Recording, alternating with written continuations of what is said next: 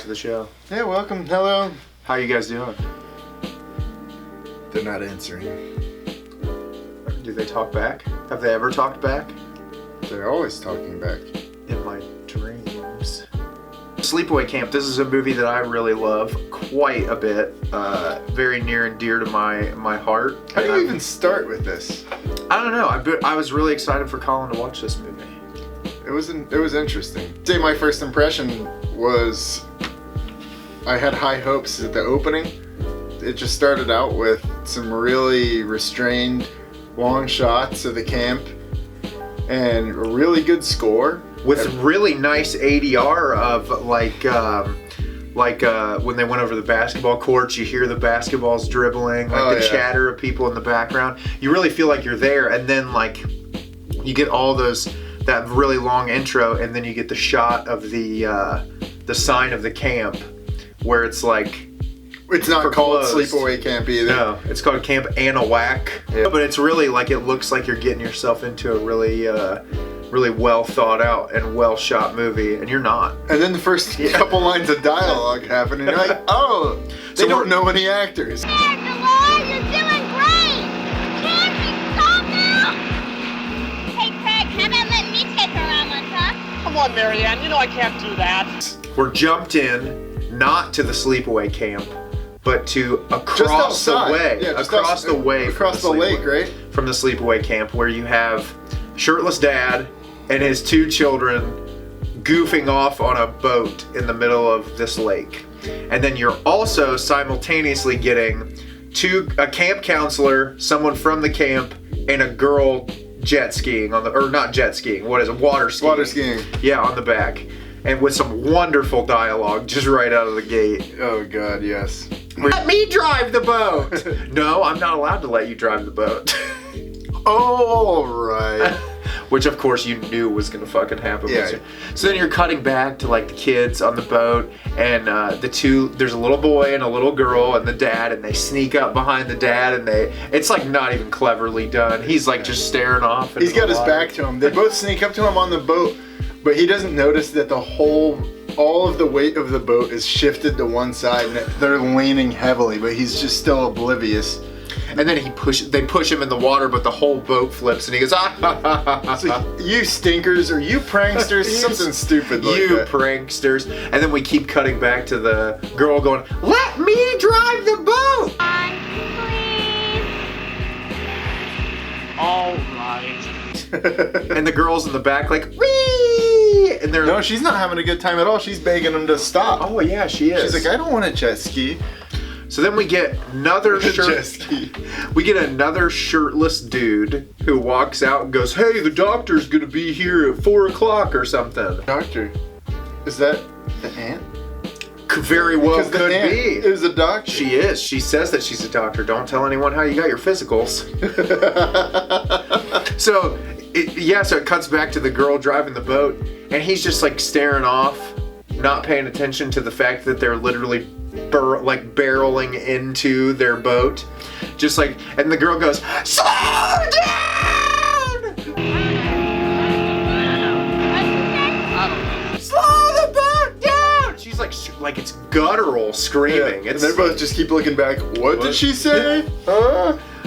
And yeah, so she just like, the boat just right into the other boat and takes the dad out, just boom. For sure. And then he swims underwater. He's like floating, but just like, and then the girl, it just keeps cutting back to that girl who was on the jet skis, just, we killed them! Help them! Ah! And then you see the dad, he's floating in the water dead, and then you see one of the children's life jackets that they were wearing float up to the top, but that's it. We don't know which kid's dead. One of them died, but you don't know which one. Cut to, I guess, modern day, but you don't really get any sort. Oh, it says 8 years later. It does say 8 years later. So we jump inside to Angela and Ricky, the two kids, and the psycho doctor aunt lady who is Ricky's mother. So we find that Angela is the child who survived the boat wreck. They never flat out say it though. Not at first. They don't It's say told later, but you're inferring You that. assume. Yes, when she starts calling him her son, you're very early on like, oh, Angela's the one who survived. So she comes down and delivers just the most like deadpan dialogue where you're just like, this isn't a human, it's a robot. She's like, oh, are we ready to go to the summer camp? And she keeps doing like she's talking to herself. It's really weird. Packed you and your cousin some goodies for the ride up to camp. Wasn't that nice of me? Any chips? Why, of course. I believe there's a whole bag. Just like really like blasé stuff. It's like she was told that her character was some like aristocrat from the 1800s. Yes. And that she's very eccentric, when really she's just supposed to be there to be like, I mean, I guess her being crazy fits into the story, but added so much to it that just wasn't necessary. She's like a character in a John Waters movie. Like he just got all his freaky fucking friends to be in his movie, and that's like, she's not acting. That's just how she is in real life. They won't like that. They won't like that one bit, will they? But then she goes into this really weird bit of dialogue and she says, I tied a bit of string to my finger to remember something. What is it that I was going to remember? It's like, isn't that a gag from like a cartoon from like the 1920s? Maybe she's like, she got cryogenically frozen and unfrozen in the 1980s. Oh, I remember what it is. I knew I wouldn't forget. I just kept reminding myself. In fact, I tied a string around my finger so I wouldn't forget. So the thing, she's like, yeah, I remember now. And she walks off into the other room and comes back and she goes, your physicals, yes, you can't go to summer camp without your physicals. That was awfully nice of me, wasn't it? Wasn't it, children? Because I am a doctor. And then she's like, but don't let anyone know how you got these physicals. Now, they wouldn't like that one bit, would they? And Ricky's like, I won't tell anyone, Mom.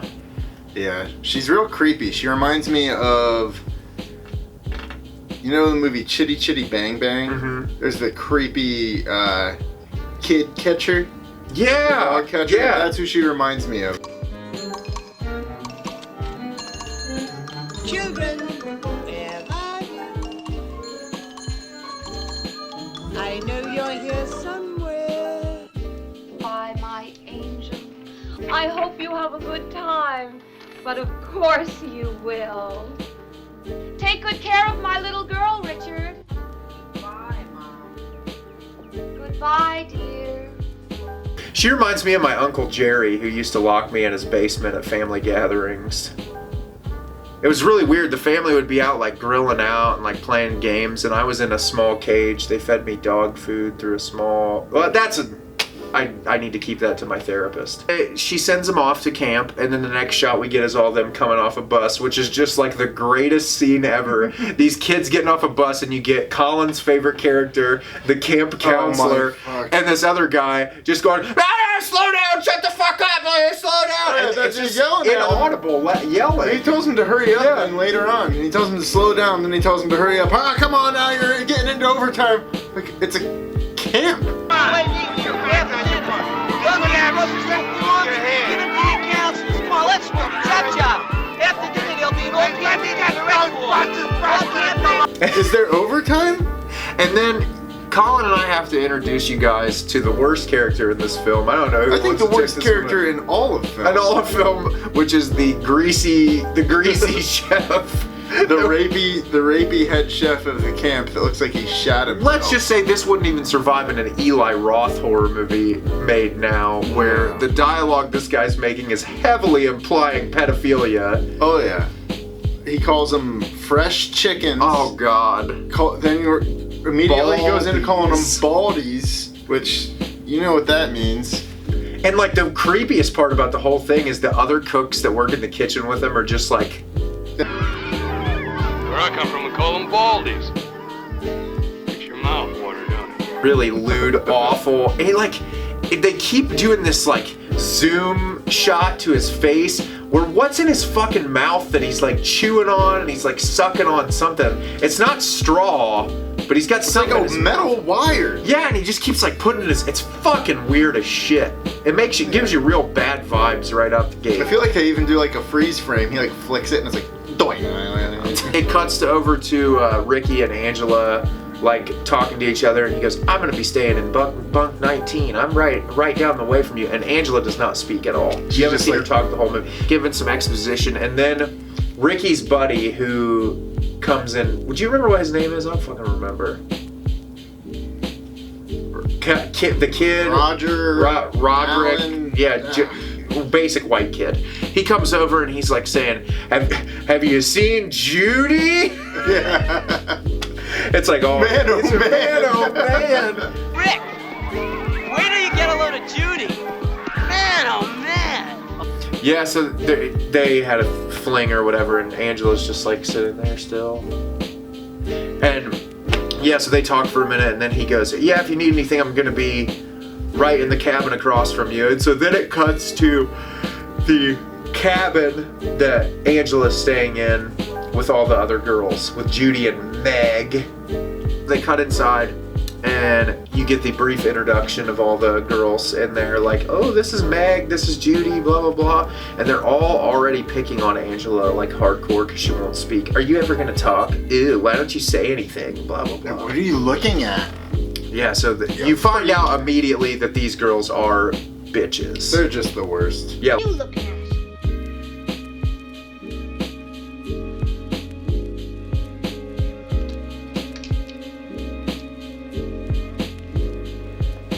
Taking pictures? The next scene is we cut into the mess hall.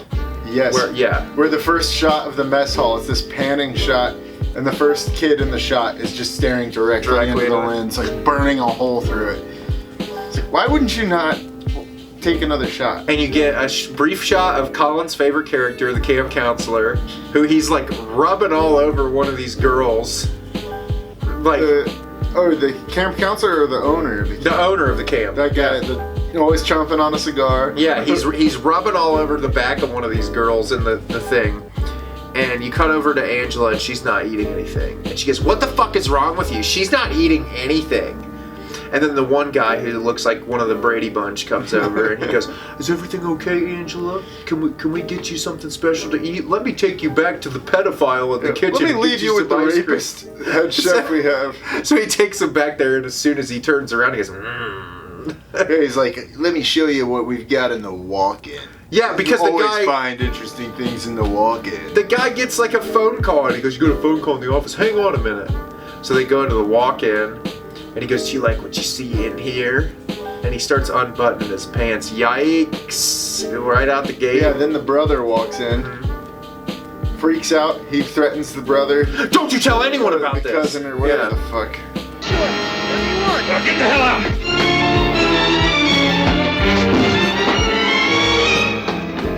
But here's the thing. You know that all those cooks in the kitchen know what he's doing. Oh, because for sure. He comes out of there and he's still buttoning his pants up. It's like, what happened in there? I must have scared him. And then the owner of the camp's like, must have. And that's when we slowly get introduced to the second best character in the movie, the enormously large stock pot of boiling water. This stock pot is like, it stands up like 10 feet off, oh my God. off the stove. It has to be like 4 foot tall. He's like, give me the chair. Like, that's just standard up to stand on a chair to look in this stock pot. Is the water ready yet? Goes up there and pops the lid off the boiling water. He's like, not ready yet. And he goes to grab some salt. The salt's empty, so he gets back off there. Then we swap to the POV killer shot. And the killer kind of runs into the kitchen, goes over and hides around the corner. So then fat, sicko, pedo gets up on a step stool. Oh, it's the chair. The official chair. Yeah, gets up on the chair. And he starts leaning over into there, and you see two hands go over and start shaking it, and he goes, whoa, what the fuck are you doing? Get out of here, kid. Get out of here. So you you're immediately, you know, it's a child, because he says, get out of here, kid, or a younger person, younger than himself. So he starts shaking it, he's like, whoa, whoa, whoa, whoa, whoa, whoa, don't do that, what are you doing? And so then you think he's gonna go head first into the boiling water, which I thought would be fucking hilarious because it's so big. But no, he gets shaken up, takes it down, and then you get this great shot of just hands that are completely seared all the way down. And the black chef comes in and like sees him in there, he goes, oh! And then it turns around and you actually get a really cool visual effect of this dude's face like fucking boiling. Collin even was like, oh yeah, I think his face is still boiling. Yeah, that was actually pretty well done. Yeah, it's disgusting. Considering how shitty the other stuff is. It's not horrible for the 80s. It's like mid-80s. The guy's reaction shot when he walks in, they're like, react to this. Oh! They just let it linger far too long. You cut to the cops coming in, and you could tell the cop was like, listen, or the director of the film was like, we don't want anyone to think we were okay with the lewd comments this guy was making. So he's like, oh, he was burned horribly. It's terrible. Nothing's gonna work on his body. He must be in an immense amount of pain right now. No sedative that we could ever give him will take away the pain that this man is feeling at this very moment. I don't carry a sedative strong enough to mask the kind of agony he's in right now. Every nerve in his body must feel like it's on fire. What's the prognosis, Doc? Well, he's badly burned all over, especially his face. What about his eyes? Too early to tell. Jesus, the pain must be incredible. So you're like, oh yeah, that's them being like, fuck that guy. But then Collin's favorite character, he is worried sick that the family is gonna think that this was a bigger issue. He's like, we don't have to tell anyone about this, right? Yeah, the kids don't need to know about this. He had to leave. He found a better paying job. And so the cops all leave, and that's when he pulls the other guy and his 3 other lackeys, the janitor or whatever, in there, and he's like, hey, we need to keep this under wraps, right? And he goes, oh, you won't have a problem with them, dude. Yeah, they won't say anything. He's like, you guys all get an extra $15 a week. They're all like, oh, $15. Yes, sir. He's like, now start making dinner. That's the last time we ever see that guy. 100%. I don't think they're in the movie ever again. Yeah, I don't think so. So then this is when I'll ask Collin for assistance here, which is, I don't know where it goes next. I can't remember. It's either to the softball game that they're playing outside, or... Yeah, it has to be. It's gotta be the softball game. It goes on for way too long. It's like halfway through the softball game, I thought we were watching Rated R Sandlot. Yeah, exactly. Like, hey, motherfuckers, you bunch of pussies. Oh, there's a lot of very cocksuckers. Yeah. Yeah, so the head of the owner of the camp is busy right now, just trying to figure out how to cover his ass. These kids are all playing softball. It's not. Yeah, because the one guy walks into the cabin and he's like, I've got money on you guys. Don't lose this game. Yeah. So so then they go outside and they play like, it has to go on for at least 10 minutes, if not more. It's insane. They're fucking with the nerdy kid constantly, and he ends up making a great catch in the outfield while he's playing his little Game Boy. He drops it on the ground and catches it. Good job, Tubby. We don't know what his name is either. None of the people's names. His name's like Mozart or something. Mozart, yeah, you nailed it. You got it. They call him Mozart because he's the nerd. Yeah, you fucking nerd. But guess who doesn't get killed horribly? Fucking Mozart. After that, we cut to a like evening time, like social that they're having inside of the rec hall, where they're all in there dancing and hanging out. Because that's right before they go out to do the little skinny dipping scene, if my mind is correct. Yeah, one of the douchebag guys, like, they get done talking to this girl and she shakes her head no. He's like, we're not going to get any girls to go skinny dipping. There's 20 guys and 2 girls. Who wants to go skinny dipping with 15 guys and only 5 girls? But there's like 15 girls at the camp. I don't know where they ever get the idea that there's only 5 girls there. Only 5 that wanted to go with them. Yeah, so they're in there and those 2 douchebag guys say, oh look, Angela's over in the corner. Let's go talk to Angela. Invite her to go skinny dip. So they walk over and the guy like says, hey, do you want to go out to the lake with us later tonight? And she just does her sits there. You wanna go out to the lake? Come on, let's go out to the lake together. Come on. And then he says, what the fuck is wrong with you? Are you stupid or something? What's the matter? Can't you talk? I told you she was playing with half a deck. Angela the nutcake. Ain't that right, Angela? Ain't you Looney Tunes? Freak, and they say you're fucked up, and then they start like doing impressions of her, like. And Ricky always comes to save the day. Yeah, he's like, hey, fuckers. And they get into a big scuffle in the middle of the. Oh yeah, and then where the counselors just like look over and they're like. They just the owner of the camp's always just like. He's just chomping on a cigar. These fuckers. Pick it up and they go, fuck you, we're gonna go out to the skinny dip. So then they go out and it's all those dudes and the two guys who are comically smoking weed. Over the top. They're both like, we have to laugh a lot and we have to laugh even more. And then when they walk over to the guys harassing those girls, he's like that one guy's like, hey, you want to get on a canoe with me and go for like a late night boat ride? And one of them agrees for some fucking reason. Who knows why. And then all the guys go skinny dipping, but none of the girls go in with them. They just all stand there like, we're not doing that.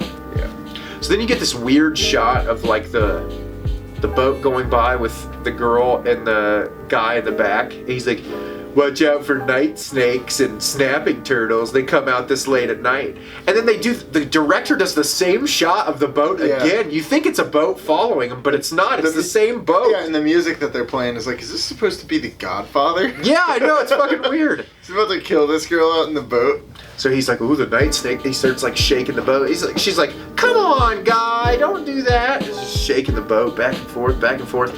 And then he tips the boat, flips it over, and she just swims right off. Yeah, she's like, fuck you. Yeah. And leaves. Then his dumbass climbs up under the boat and starts taunting her as if somehow she's gonna hear him. Or that she's still there. Yeah. Even if she was right on the other side of the boat, she would at best hear like a muffled version of whatever he's saying. He's like taunting her and singing. And then all of a sudden, the grudge head pops up out of the water. He's like, what are you doing here? My favorite thing in 80s horror movies is the pronoun game they always play. You? I can't believe it's you! Oh, it's you! It's like every movie where they don't want you to know who the killer is. But you know who the killer is. You knew who the killer was before anybody died. Yeah. Before the first person died, I knew who the killer was. But you didn't know the whole ending. Yeah, but I knew enough. So then the killer pushes the douchey guy down and drowns him. Discover the body. That's pretty fucking. Because all the guys are up on the shore. Yeah, or like, whatever. he's being a dick. Fucking leave him. He can come back tomorrow. It's fine. We can see him tomorrow. He'll come back to the camp later tonight. So then you get some guy who's like not in the movie at all, hardly. He is a little bit later. He's the lifeguard. He's just out there throwing stuff around. He goes, they just left shit everywhere. Clean this up. Clean that up. What am I, fucking prick? Come here and pick up something. That cheap son of a...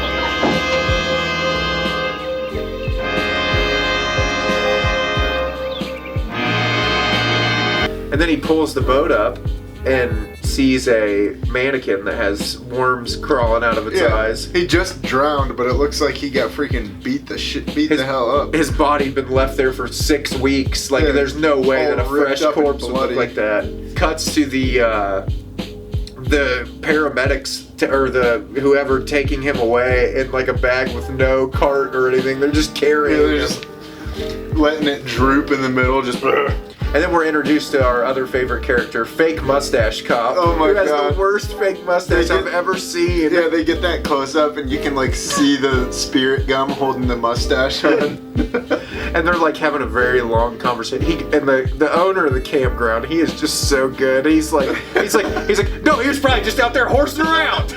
He's horsing around, it was an accident. And then the one counselor's like, well, I don't know if it was an accident. He was horsing around, the canoe tipped over, he must have hit his head. I don't think so. Weren't any bumps or bruises when I checked. Though again, I'm no expert on this matter. It was obviously an accident. I mean, the boy might have got scared and panicked, right? That could be a logical explanation. So it was one of those fluke accidents we could not have foreseen, and that is all there is to it. I don't know. It was an accident!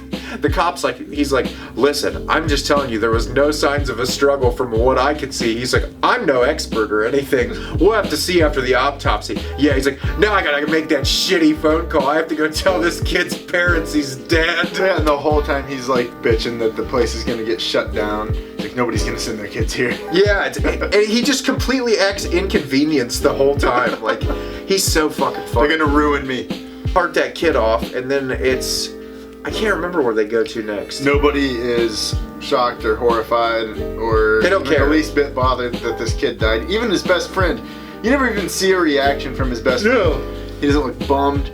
He doesn't look sad. He doesn't even. There's never even a scene where he's like, "Oh, my friend's dead." It's just life moves on. Everybody keeps camping. Everybody have fun. Let's play fucking tennis and volleyball. Plays out a series of events that I can't remember what the order is, but it's a lot of Angela getting harassed by Judy and Meg, and a lot of Ricky's buddy being introduced to Angela and slowly falling in love with her, apparently. Oh, yeah. But I can't remember exactly what the order is that they take place in. Girls are playing softball, I think, and then he walks up and sits down and starts talking to her. Oh no, he talks to her the first time in the at gymnasium. The gym, yes. Right after everybody picked on her. Yeah, it's the night after, because that's the first time that she speaks. Yeah. She says goodnight to him. He goes, all right. Like, good night. She likes him because he's very kind to her and says, hey, you know, Ricky told me about what happened to you and your family. I feel really terrible about it. I'm very sorry that this happened to you, yada, yada, yada. And she's like, you can tell her dead expression changes to very lively and happy. And so then he leaves. But I can't remember after they find the body where they go to next, because there's a lot of scenes where the girls are outside swimming and she's sitting on that little barge out there where they're swimming. And then there's a lot of scenes where the girls are playing volleyball outside that she's just sitting at a bench. Yeah, so I think volleyball's the next one. And they're outside playing and she goes, Angela never does anything with us other than talk to the boys, blah, blah, blah. She's just over here talking to the boys. They're like super mean to her. That's when Judy comes out. She has her shirt on that has her own name on it. Fucking dumbass. Yeah, so Ricky comes over to talk to her for a minute about something and says, do you want to hang out with me later? Or do you want to go see the movie with me tonight? She's like, yeah. But I thought we all have to go see the movie. He goes, Ricky's but I wouldn't. friend. Yeah, I wanted to know if you wanted to come with me. She's like, I guess. Girls get all mean with her again. Why don't you ever play? And then, like, there's several times where the girls just start shaking her violently for no reason. Why won't you speak to me? Get her comeuppance. Judy gets everything she deserves. She does. She's the meanest human I think I've ever seen. I think, honestly, her death is a little bit too gentle. There's several scenes where they, like, cut to her getting bullied by these girls. They just really want you to see just how fucking evil these girls are. Well, what cracks me up is they keep doing these super close-up shots of Angela just staring, but there's like a third of the headspace of the frame. Yeah, above her head, there's like a third of the frame that's just empty, and it's just like her head is almost, her chin's almost touching the bottom of the frame, and she's just. But it's not a horrified look. It's like, it's just completely catatonic. Like you're just like not there anymore. She's just letting the world go by. Yeah, so they have that volleyball thing. So then they go to that movie where the first time we pointed out the free Pepsi sponsorship, where they all come running out of the thing together. And there's this weird tension between Judy being really upset about Ricky's friend being with Angela for some fucking reason. And so she comes out with that blonde dude. They walk out together, but Ricky's friend and Angela are there. And he's like, come on, let's go let me walk you back to your cabin or whatever. She's like, okay. So he walks her back to the cabin and he's like, here, let me show you something over here. And he like takes her back and smooches her up. She does not look like she's having it one bit. Oh, yeah. And then smooches her up a second time. And she's like, I really need to go. What's wrong? What are you upset about? What's wrong? I really need to go. I hope you're not mad I did that. I'm not mad. Turmoil breaks between the two of them because they're shortly after that, they go to the beach together one of the nights, and he tries to like fondle her up while they're out on the beach. Oh yeah. And she goes, "No, I don't want that." And he's like, "Come on, I'm not trying anything." And then she gets really upset at him and then leaves. Oh yeah, she has a flashback to. Oh my God! Yeah, the flashback. Walking in on her dad being gay with some guy. The guy who in the beginning was saying, the doctor's gonna be here any minute. That's what leads me to believe that he was the doctor's husband. Yeah. So like, they left each other. They left their wives for each other or something. Yeah. Even though the mom is not in the picture, Angela and her brother's mom are not in the picture. From what we see. The dad probably killed her so he could get it on with his brother-in-law. He's closeted homosexual for his brother-in-law. It's a very weirdly shot scene too. It is. It's like all black background. You just see the kids in the doorway going, "Hey!" Yeah, they're giggling, and they're just laying there caressing each other. Yeah, it's definitely a little strange of a scene. That's where Collin and I are like, is this an 80s slasher movie or what the fuck is this turning into? Because it's pretty bonkers. But yeah, she runs off, and then the next day happens, and he's trying to console her again. Like, he keeps like going back to her and trying to like make amends for being a creeper, I guess. And then interlaid into this, you have the constant pranking of Mozart, who they prank again by getting him with they tickle his nose with the tube sock, and then get him to hit his face with the shaving cream. Oh yeah, that's great. A classic. Capture the Flag when they next meet, right? Yeah, that's the next time they meet is when they're playing Capture the Flag. And yeah, so they play Capture the Flag, out playing Capture the Flag, and Angela sees Judy and boy dude. Let's just call him Michael. Michael, yeah. Michael J. Fox hanging out, and she doesn't even seem to really get upset about it that much. She's just like a little bit. She's like, "Oh." He goes, "It's not what it looks like," and she goes, "He's looking for a real lady, a real girl." Blah blah blah. So then she runs off. He spends the rest of the movie trying to get back with her. Unsuccessfully for the most part. So then, amidst this whole situation, Angela is going back to the camp at one point, to her bunk, and some guys are playing water balloon fight on the roof of their thing. And one of them hits Angela in the face with one of the water balloons. Big mistake. They hit her in the face with a water balloon, and her brother, or her cousin, runs up. Ricky. I forgot his name already. Richie Rich. Ricky runs over, and he's like, "Fuck you, you motherfucker!" Yeah. He's like flicking him off. We need a supercut of him just screaming, "You fuckers, you cocksuckers!" It's really good. Fucking bastards are gonna pay for this! Cocksuckers! Pricks! I'm gonna fight you chicken shit! Pricks! Angela! Fucks! I'm gonna beat your fucking asses in! You in one arm! Shut up and let's go. Come on. So they start throwing the water balloons down at her, and the camp counselor comes over, the owner of the camp, and he's like, "What are you always going over there for? What are you always trying to stop this from happening for? Are you doing something?" Like, he starts having this really weird, like, dialogue. And so she runs off to her campground, and then those guys come off the roof, and the one dude goes, "I'll meet up with you guys in a minute, I gotta take a shit." Yeah. So the guy who hit her with the water balloon. So he goes into the bathroom, and you get that killer point of view shot again, where you see a broom handle slide into the very stealthily slides in between the door handles. Yeah. He's in there taking a dump, and then you see a knife go into the mesh screen behind the above the shitter, cuts into it, and you think, "Oh, killer's gonna start going ham with that knife." Fucking hornet's nest on a stick. He's like, "Hey, get that out of here! Get him out of here!" In a scenario where you would think that maybe climb under the stall. Climb under the stall. Yeah. Kick the door. You could kick the door down. It's just a broom handle. Yeah. You could get out of there, screaming for help. And in a scenario where you'd think somebody might be a little hurt, unless it's Macaulay Culkin from My Girl. Do not underplay the amount of hornets that were in that nest. There were a lot. It was like 1,000 hornets in that nest. But it fucking kills him. He finally breaks the thing, and he falls down, and you just see his face covered in fucking It looks like hornets. half his face was ripped off. And this time you don't even see the police investigation of this one. It's just over there. You just get straight to the owner, and he's freaking out. He goes straight to the owner. He's like, they're trying to end me. It's all over. They're going to try to take me down. Nobody's going to send their kids here. Finished. Wiped out.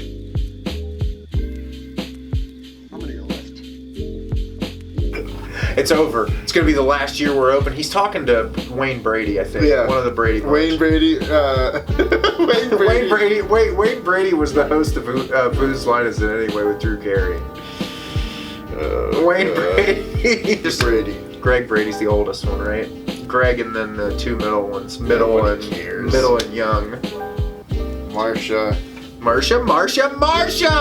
Do you think they all had a weird sex thing going on at the Brady Bunch house? Probably. Yeah, that's Greg. I'm pretty sure Greg Brady or one of the boys fucked the mom.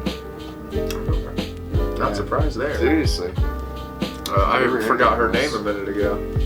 No. What was her name? All we get from there is him just throwing a temper tantrum again that another one of his kids died at the campground. But the way they imply it, I don't know if you felt the same way I did. The way that he implies it through the movie is that there's a lot of off-screen deaths occurring. Because they keep saying, like, there's no one left at the campground. All these 45 kids left. We're going to have to consolidate the campers. Yeah, it's like, at that point when they say consolidate the campers, this is before Hornet's Nest guy even gets killed, so you've had two deaths. And one was the cook in the kitchen. I thought somebody else died. No, you got cook in the kitchen, then it jumps to the chef, then it goes to Hornet's Nest guy, because then your next death is Meg. Meg's the fourth on-screen death that you get. Really? Yep. It does seem like more people have died. Yeah, but it's not. Yeah, Meg is the fourth death you get, which, so there's the a lot. lead up to that is beautiful. Yes. I love the scene. That one is really good. So you have, so a lot of stuff is going on. Like we said, most of it isn't important. Most of the stuff is just like expositional dialogue for you to have the idea between the relationship between Ricky's buddy and Angela. So the next scene you get Meg, who has the entire movie been a huge bitch to Angela. Literally a nightmare. She throws her in the pool, or in the lake. We haven't got to that part yet. That's where you were looking at. So one of the times they're over there, and Judy is just giving her fucking hell, and Meg comes over there and starts saying more to her. She's like, you never go swimming. Why don't you ever want to get in the water? And then they're like, oh, well, we're going to have you go swimming now. And she fucking just manhandles the shit out of her, throws her up over. So then, Ricky's trying to stop her, but would you like to explain why he can't stop her? The owner's holding on to him. He's like, I know what you're trying to do. You're trying to get them all. You're trying to shut me down. You're trying to end me. Like, why are you doing this to me? As if it's all like personal against him. He is literally, the whole movie could be about him, and it would just be a perfect movie. I wish it would have been more from his point of view. Where it's like his wife just recently divorced him, and he's like in financial turmoil, and the whole movie is just about him trying to save his camp. It's like a wacky comedy about him trying to save his camp while all these kids keep dropping dead. It's like a lot of Benny Hill music to these kids getting murdered.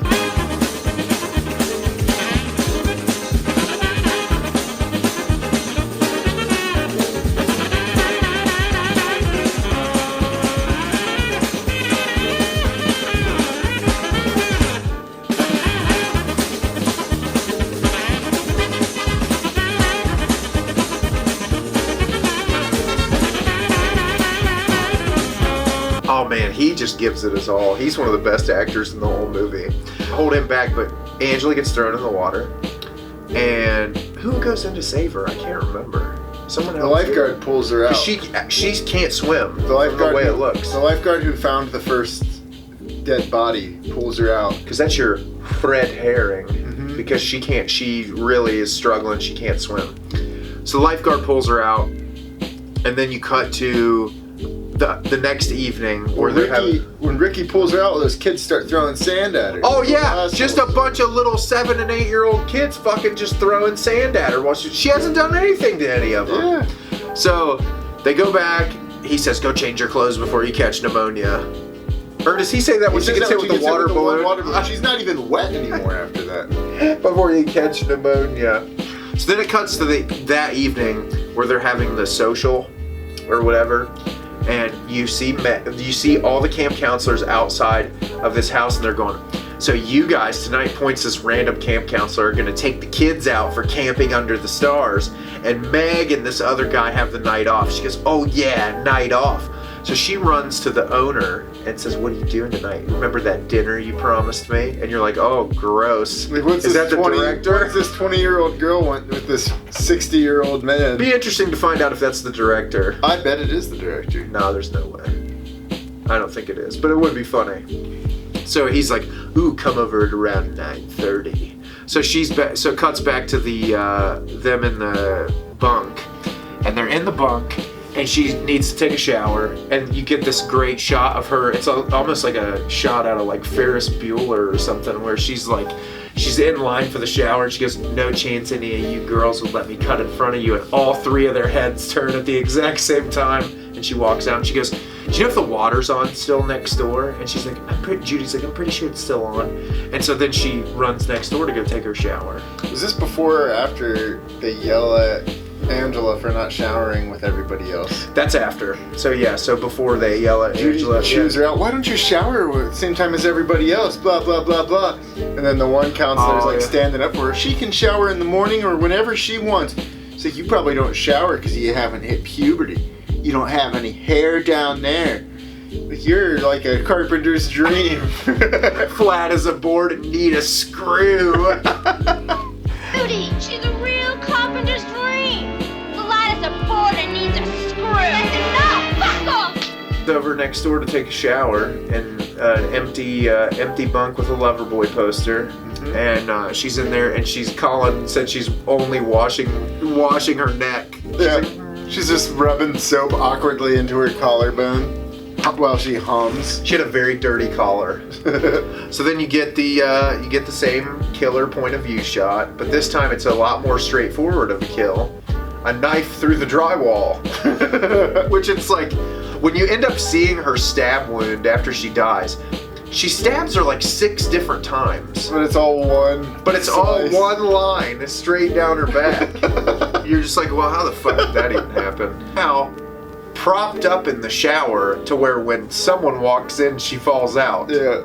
Don't know how she doesn't even touch anything either. It's like she lunges out at him, but she looks like she's been dead for a week. So she's dead, and then they cut back into the social where the manager's like, "Has anybody seen Meg? I was supposed to meet her at 9." No one is put off by this whatsoever, that they had a creepy meeting She at was 9:30. supposed to fellatio me at 9:30. Where is she?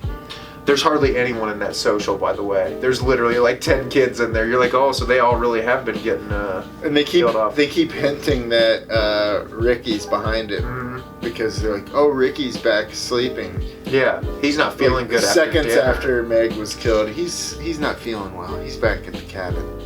Yeah. So then after that, you get douchey blonde guy goes back to Judy's room with Judy, and manager guy ends up walking in on them, but she hides him under the bed before he walks in. Foreshadowing. He said, Have you seen Meg, blah blah blah? Have you seen Meg anywhere? Oh, she went next door to take a shower, but that was ages ago. So he goes next door and finds her body, falls out of the shower, and he goes, "I know it's that fucking kid. I know he's trying to ruin me." He doesn't even like for one second like it's not horrified that this girl's been murdered. It's not, "Oh my god, this girl who I was interested in some capacity is dead." It was, "The little shit's gonna ruin me." And then he says like, "I'm gonna avenge you. I'll avenge your death. I gotta stop him." And then he doesn't call the cops or anything. He just goes and hunts this kid down. He's going to find that kid. So then you cut back into Judy. The guy ends up leaving from under the bed. She's like, "Oh, he's not coming back." She's like, "Whatever." So then she changes clothes somehow and is in there curling her hair for God knows what reason. It's the middle of the night and she's not going anywhere. So she's in there curling her hair and the door opens and the shot you get... This is the part that makes zero sense to me. So the door opens and it looks like Ricky. It's with long hair. Ricky's face. With long hair. Yeah. And she's like, I can't see you. Who's there? And so then the killer starts walking in and she goes, oh, it's you. What are you doing here? And so then she's like lays down. And it's just a punch to the face and then she's like, oh. Yeah. So she's like laying back and then like the killer puts a pillow over her face. And then you see the curling iron go up and then you just hear her go, ah! So you're assuming that she got a curling iron in the cooch. Yikes. Yeah, not a fun way to go. Collin said not a harsh enough punishment for Judy. Judy was a bitch. Judy was absolutely... She deserved much worse. That's a pretty rough death, though, I will say. You do not see the aftermath of Judy's kill. But then she gets plopped under the bed like she's just like nothing. An old banana peel or something. Yep. So you know that there's a lot of rage in that one. As this is going on, you cut to camp counselor taking 8 and 9-year-old kids out to go camp outside under the stars. And they're like asleep out there and 2 of the kids go, can we go back? I don't want to be here anymore. And so the camp counselor, as no camp counselor should, takes the 2 kids who want to leave, but leaves the other 4 of them there by themselves. Just sleeping in sleeping bags. No tents. Next to a tomahawk that's sitting in the middle of all of their sleeping bags for some godforsaken reason. Leaves, and then he comes back, and when he comes back, all those kids are dead. Mm-hmm. It's a child massacre. You don't really you don't see them die. You do see the POV shot of the killer sneaking into the campground to kill them, but all you see is some ripped up cotton out of the thing. There's no blood, there's no nothing. There's blood. Is there? It's blood and cotton. You don't see a body though. Yeah. There's no kids in the They're not going to show any kids. They're not going to show kids dead on the street. They pussed out. They did. They copped out a little bit. They kill kids. Kill them on screen. That's a trademark. There you go, Hollywood. There's my tip. That one's kill for kids. free. Kill kids. Kill them on screen. Scene you get is Ricky goes to the mess hall to go get himself some food, and he gets into a little tiff with the guy outside and goes, come on, man, dinner sucked. Let me go in and get some snacks. So he goes in and gets some snacks, and then as he's walking back to his cabin, he gets stopped by the manager of the campground. He goes, you motherfucker, I know that you did it. Oh, he just starts beating the shit out of him. To where you think that he's killed him. Like, he's beaten him to pretty much, like, lifelessness. Walks away after that. When he walks away, he walks to the archery range. Oh, yeah, it's like he walks, the next shot is just him standing in front of the target. You're like, oh, this fucker's dead. And he turns and he goes, no. Like, no, not you. It's impossible. Yep. And then arrow through the throat. Which, that was a very good effect. That was a good effect, absolutely. That was a Friday the 13th level kill. Good shit. Right through the throat. So he's dead. Kaput. Yeah. But they don't linger on the kills long enough, I don't think. No, they cut away really quick. You get the arrow through the neck and you cut away and it's never seen again. To the fake mustachioed police officer shows up and he says, everybody go searching. We got to go find these people. So they actually end up stumbling upon Ricky. He's had the shit kicked out of him, but he's still alive. They make that comment. He's still breathing. And then he's coughing to make it painfully obvious that he's still alive. Amidst all of this, Angela runs into Ricky's buddy. She told him to meet him. And she tells him to meet him at the beach. So she meets him down there and she goes, let's get in the water. And he says, but I didn't bring a bathing suit. And she said, take your clothes off. And he goes, all right.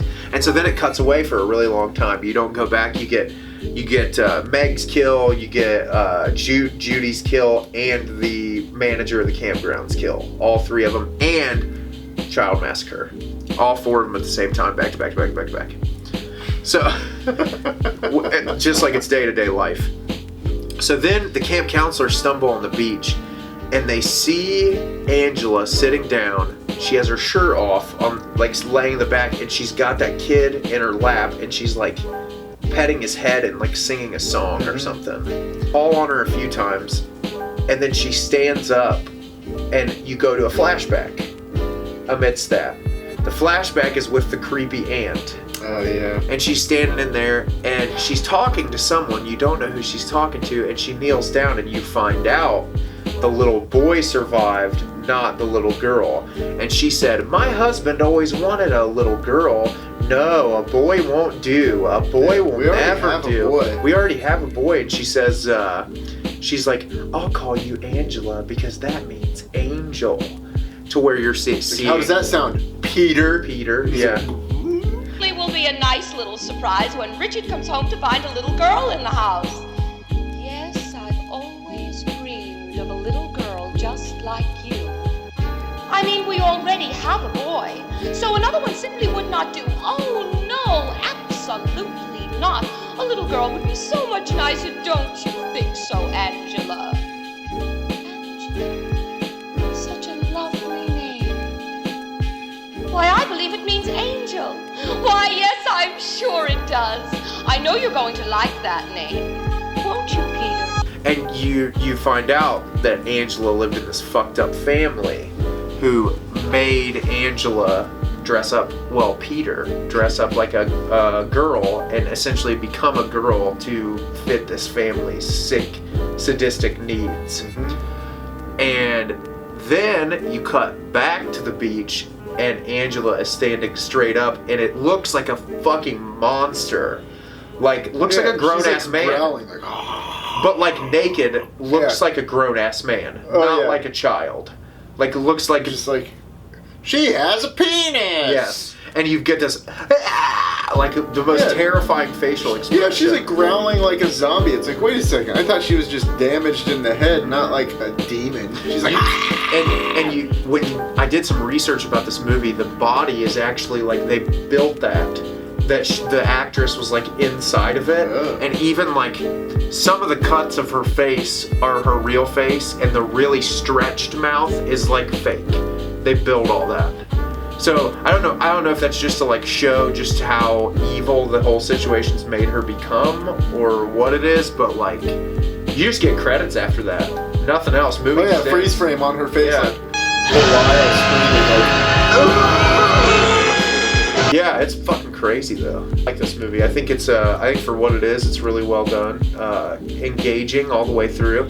Even though, like you said, the first time I ever watched this, I had a really good inkling that it was her, but I would have never have guessed the gender swap. Yeah, I never would have guessed that the big reveal at the end of the movie was gonna be the little girl has a wiener. That's not. Yeah, that was not in my top 100 list of the twists they would put in. I will say too, you think with most of the shorts they were wearing that wouldn't be much of a reveal. Gotta be honest, in the 80s they wore some pretty tight shorts. Yeah. You're gonna miss a bulge from very far away. Thought about that both times I watched the movie. Like, you think with those shorts, especially the ones that Mr. Brady's wearing, you think those are probably pretty revealing. But no, I think it's for a cheapo 80s slasher movie, shot really well, has a really good soundtrack, a lot of good moments in it. We didn't do the whole movie justice, but no, not even close. But it's a fun watch. It was entertaining. It seems like the kind of movie you could put on repeat in the background at a party, and just people wander over. Mm-hmm. It doesn't matter at what point you just wander into the movie and watch a little bit, and then fuck off and come back later and. And the girl who plays Angela, Felissa Rose, the actress, she seems like a really cool person. She's always going to like horror conventions and stuff. Really? Yeah, super active in the scene. I know they made 2 sequels to Sleepaway Camp, and they're all like real campy slashers where she becomes like a Freddy Krueger murder machine, where it's less of like whodunit.